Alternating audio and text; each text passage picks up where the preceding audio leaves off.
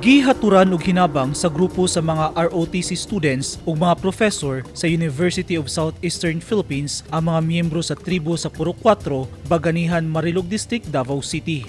Bugas, personal nga gamit ug mga similya sa gulay ikan sa Department of Agriculture ang gipanghatag sa grupo. Nagpakaon sab sila og lugaw sa mga bata. Dunasay nahitabong pulong-pulong kauban ang mga tribal leader aron isgutan ang mga kalambuan sa lugar. Kabahin kini sa ginadusong proyekto nga Adapt Ila ang Kawal Research and Extension Program kud ALREP. Tumong niini nga maanad ang mga reserved force o mga reservist alang sa tinuod nga responsibilidad. Kaning ato ang proyekto nga Adapt Alang Kawal Research and Extension Program is really a kanang partnership ni siya with the kaning 11th O5 no si Community Defense Command og ang 11th RC Regional Community Defense Group no under kay Colonel Josue Caberto og si Lieutenant Colonel Riandro Rubio. Among ginaduso nga kani sa inisyatiba ni from the kaning tawag na to mga professor tulad namo nga nasa government state university nga ato ang pagtabang pod no sa ato ang reserve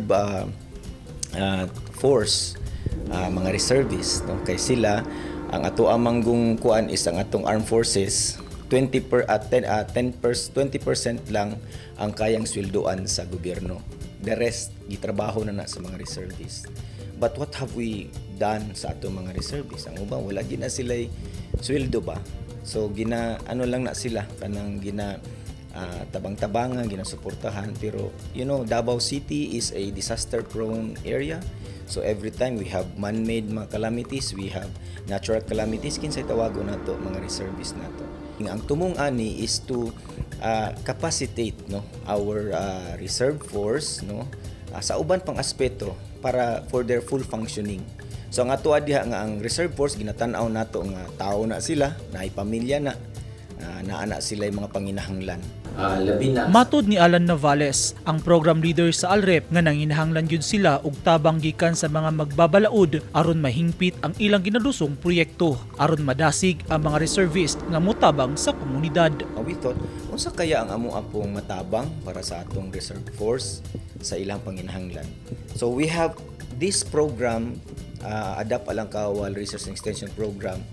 It aims really to kanang i-capacitate nato siya ang ato ang mga reserve force for their full functioning unya proficiency in the different areas either in communication, in leadership, and alam ko na ana po na sila pero mag-abot unta ang expertise ng siyempre yung sa eskwelahan ug sa ilahang grupo pod para sa ato ang tanan sa kabuundad ng sambayanan.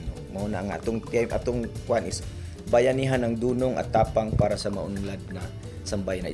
It's not that kami lang pud na dunong, sila lang pud na tapang, but certainly in terms of percentage may mga dunong kami na siguro medyo lamang-lamang kasi nga nasa school kami.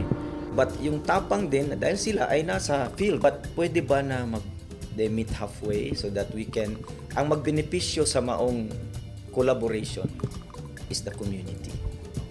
Dugang ni Navales, nakig-alayo na sila sa mga policy makers sama ni Senator Ronald Bato de la Rosa aron maisgutan ang ALREP. Naglaom usab sila nga madungog sa mga magbabalaod ang ilang hangyo nga matabangan sila nga mapalambo pa ang reserved force dili lang sa Davao Region kundi sa tibok Pilipinas, sanglit dako usab kini og matabang sa pagpalambo sa komunidad.